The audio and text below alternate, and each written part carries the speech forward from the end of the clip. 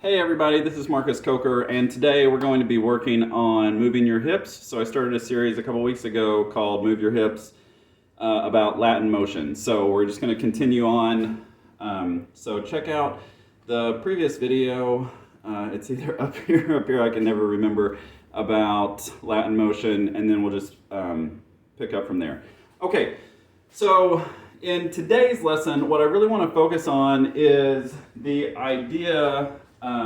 There's a big idea in Latin movement or Latin motion about foot placement versus weight transfer. So in a lot of dances, like in swing dance, when your foot lands, your body lands with it, meaning that all of you arrives at one time. There are some dances like waltz or foxtrot where, like for instance, as the leader, like I might put my weight on my right foot and then I'm going to put my left foot out in front of me, like say on one, and then move onto it. So it's almost like and one, where my body is not arriving at the same time that my foot goes out.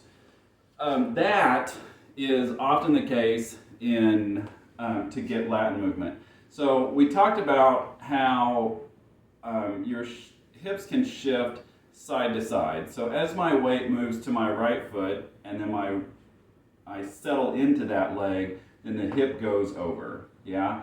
So like I don't just stop here, like I let the hip keep moving. So that frees up my other foot to move in any direction that it wants.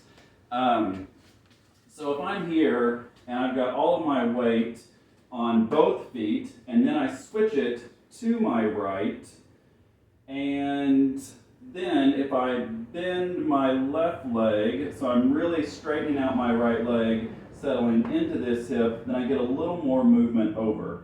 If I switch sides now and I begin to straighten my left leg, then I've moved my hip over so far, but if I bend my right leg, then I can settle into my left hip even more. So the more you can, like if you've got your weight on your right leg and then you bend your other knee, then that's going to allow you to settle into your right hip more, which is going to give you more Latin movement. So Latin movement, one way that it's created is the first thing I'm going to do is put the ball of my foot down, and then I'm going to push my heel down into the floor, straighten my leg, settle into this hip as I bend the other one. Yeah? So from this side, I've got all of my weight on my right foot. My left leg is bent. I'm going to push into the floor, and rather than going up, that energy has to go somewhere, so it's going to end up going side and into the hip. Yeah, and then again, the more I bend the opposite leg, the more movement I can get out of that hip. Now, so the first thing that happens in some dances, so usually we count footfalls or we count beats.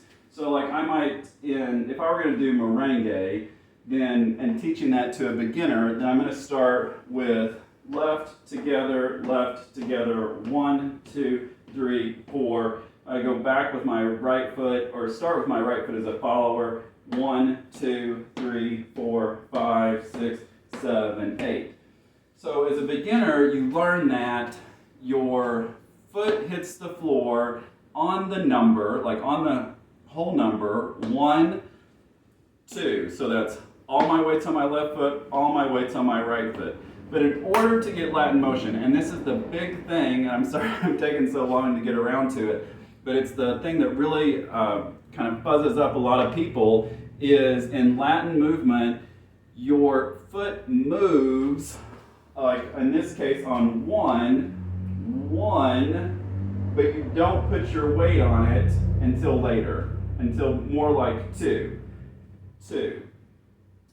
So what's going to happen, what I want you to practice if you're into that sort of thing for this video is simply getting all of your weight into your, say, right foot and your hip over, and then bending your leg and placing it where you're going to be going. So I can load into my right hip and I can bend my left leg, and I can place it out to the side. So that would be 1. And then on 2, I'm going to come together like so. So if we back up just 1 second, if you practice 1, so I don't have weight on my left foot, but everything is over here in my right hip and in my right foot, that's 1, and then 2. Yeah, so then all my weight's on my left foot, my right foot's free. 3, 4. So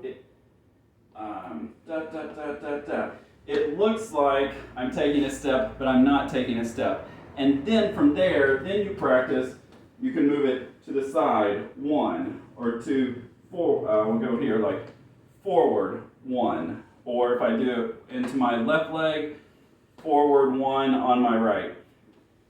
When you walk down the street, you place your foot out, and then you roll onto it. A perfect example of this, the idea behind Latin movement, is if you had some stairs, and I just have a little step stool here, but I'm going to put all my weight into my right foot and my right hip and just place my left leg on the stool.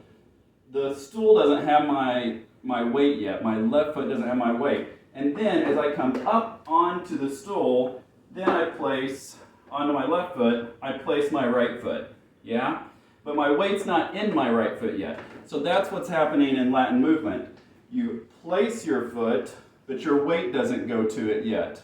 Because it's got to be over here in the opposite foot, in my right foot, in order for my hip to be out. So I don't move my weight all at once. I place my foot 1, and then as I shift my weight and straighten my left leg, then I place my other foot 2.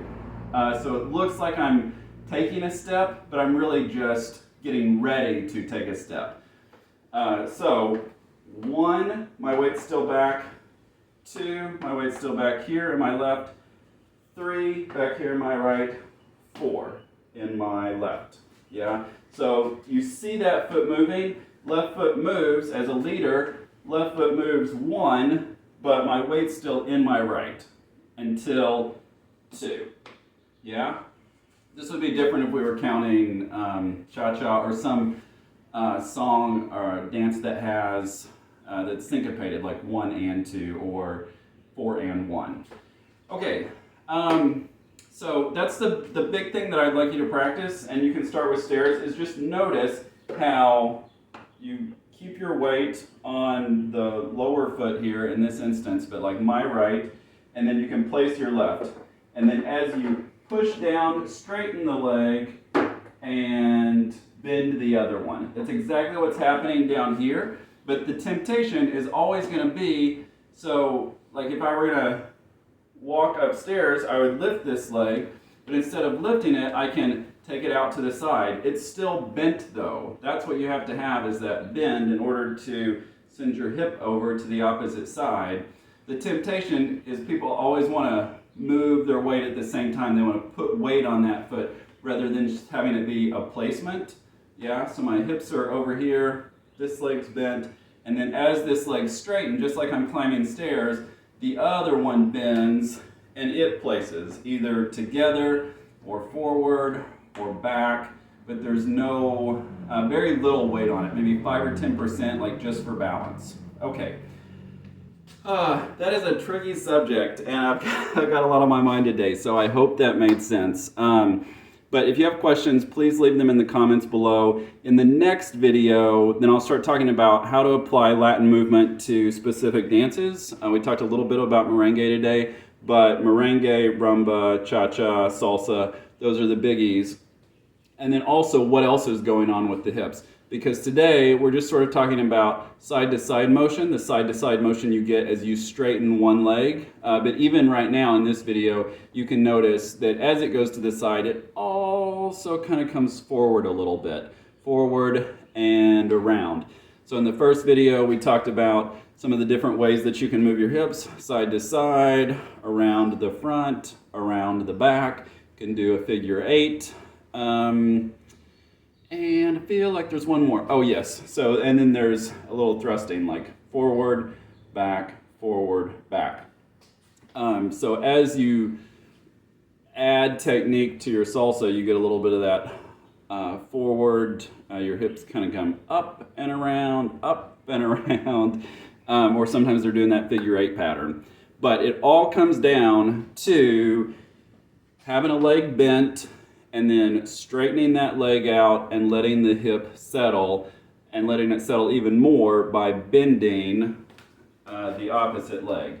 So start off bent, there's a foot placement, but I haven't put any weight on it yet. And then as I move over and straighten the leg, the hip starts to settle, and then the more I bend this leg, the opposite leg, then it settles even more. Then I can put this foot forward or back or side in order to start the whole process again. So you can practice just in place, boom, boom, boo-doo, and then start to practice moving it around in different directions. Okay, good luck. It's tricky stuff, but you can do it. Thanks so much. Bye-bye.